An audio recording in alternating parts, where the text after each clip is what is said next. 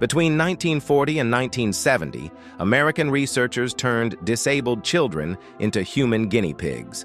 They exposed hundreds of kids to deadly radiation.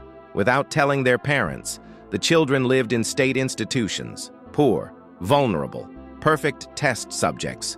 Researchers fed them radioactive milk for breakfast, told them it was a vitamin drink. They blasted their bodies with X-rays, doses hundreds of times higher than safe levels.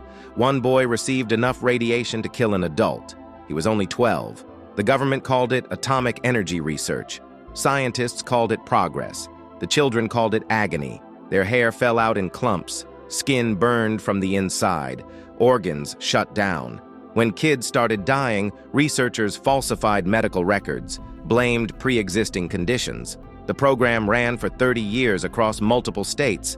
Massachusetts, New York, California, thousands of documents were destroyed, witnesses silenced, families lied to.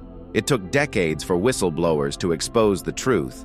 America had conducted medical war crimes on its own children. The radiation experiments remain one of the darkest chapters in American medical history.